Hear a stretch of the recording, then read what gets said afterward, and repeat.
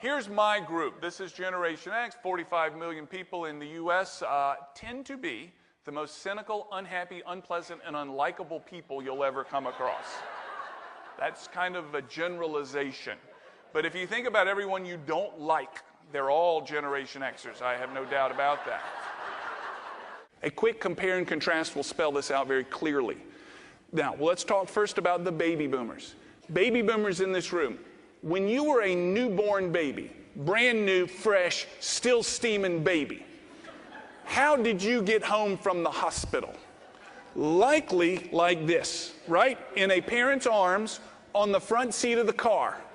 The car had a metal dashboard. The car had no seat belt. At the time, the reference to an airbag was Uncle Joe. Don't talk to Uncle Joe. He's an airbag. Don't let that guy. Don't talk to him. It has no context like it has today. In baby boomers, if your parents truly loved you, brand new, fresh, still steaming baby boomer, if your parents truly loved you, they cracked the window while they smoked on the way home.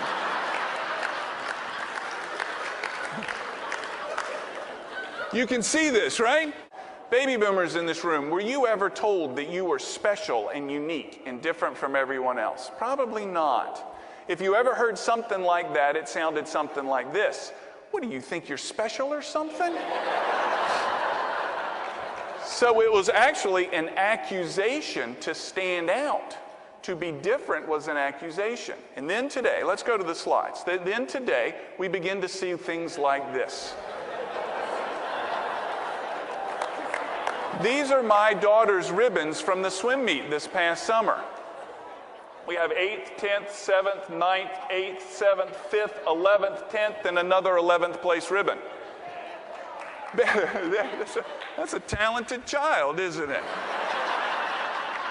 I do not make this up. She got an 11th place ribbon in a 6-lane pool. This summer, I'll drive my children, again, to North Carolina from Mobile, Alabama. They'll all be in the car seat doing what? You know this. What are they doing back there? Exactly. This, TV, this, game, something like that. Many of them have a headphone on. I can't hear. And I should be grateful that they're quiet. But I feel like there's a rite of passage in our nation that is being missed on these kids, and that is being beat with a yardstick on a road trip. It's something that has helped all of us, I imagine, in some way or another. And I can just imagine making eye contact with one of my children somewhere between Montgomery, Alabama and Atlanta and showing them this yardstick as I'm going down the road and making eye contact with them and them realizing slowly, he's about to hit me with this yardstick. And saying to them, I can't explain to you why this is good for you.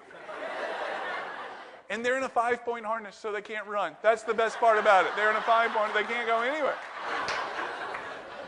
To put this in context for the millennials, this is a commercial that was shown on a television that people actually had to get up and walk across the room and touch the unit to change the channel. It was hand to mouth. Difficult times back then. This television had 2 metallic telescoping things that would come out of the top. And you would twist these things to try to get the signal a little bit better. Signal? Did he just say signal? Signal. When you twisted them around and it didn't work, you would go to the kitchen and you would come from the kitchen with a big sheet of what? That's right. If you said tinfoil, raise your hand.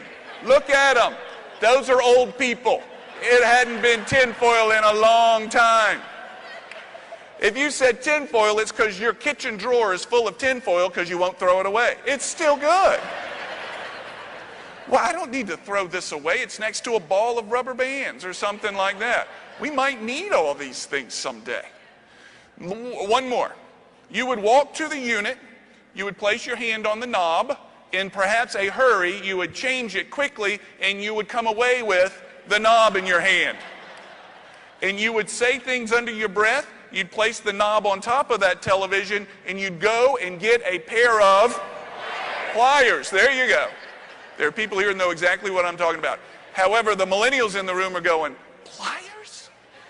I don't know. Oh, wait a minute. I've seen these TVs at the Smithsonian in Washington. They're under glass. You can't touch them anymore. They've got alarms if you get too close. Wow.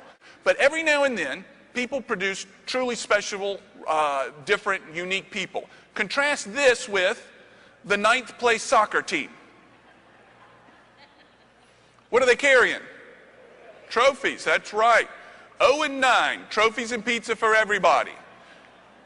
Who's doing this? Right here. This is my generation that's making this happen right now. So I want you to contrast this. This has likely been a big part of your patient base and perhaps will be coming up. They're not gone. They're just a big part of the patient base.